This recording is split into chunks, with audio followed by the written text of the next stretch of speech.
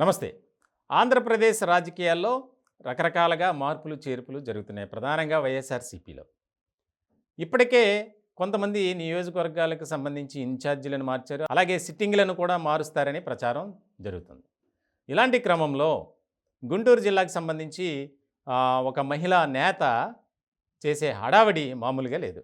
ఆవిడెవరంటే గుంటూరు తూర్పు నియోజకవర్గానికి సంబంధించి ఇప్పుడున్నటువంటి ఎమ్మెల్యే షేక్ ముస్తఫా కుమార్తె షేక్ నూరి ఫాతిమా.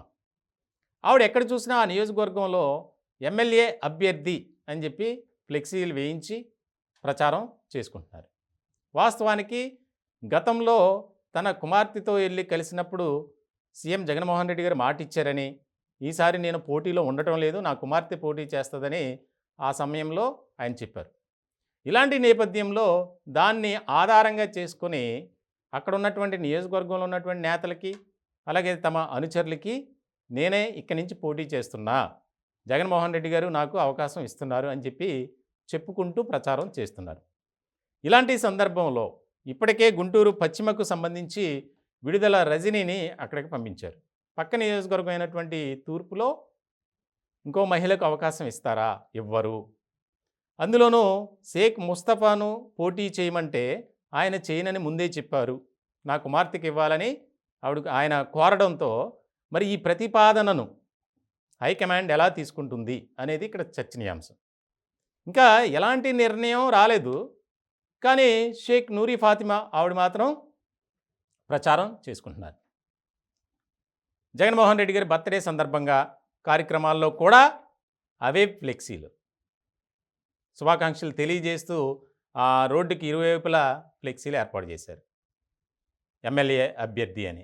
అంటే ఇక్కడ చాలా కీలకంగా మారినటువంటి అంశం ఏంటంటే, ఇప్పటికే అసలు ఎవరిని మార్చాలి, ఎవరిని ఎక్కడికి పంపాలి అనే చర్చలోనే, ఆలోచనలోనే జగన్మోహన్ రెడ్డి గారు ఉన్నారు.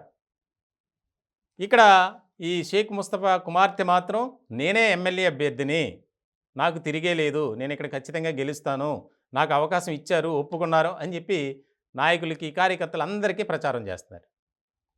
ఇంకొక ముఖ్యమైన విషయం ఏంటంటే, ఆ నియోజకవర్గంలో మైనారిటీ ఓట్ బ్యాంక్ ఎక్కువ. కాబట్టి ఎవరికైనా మైనారిటీకే ఇవ్వాలి. షేక్ ముస్తఫా ఆయన పోటీ చేయనని చెప్పడంతో మరి ఎవరికి ఇస్తారు? ఆవిడేమో నేనే పోటీ చేస్తానని కుమార్తె చెప్తుంది.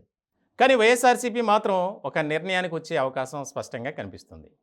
అక్కడి నుంచి సినీ నటుడు ఆలీని రంగంలోకి దింపాలని వైఎస్ఆర్సీపీ ఆలోచన చేస్తుంది.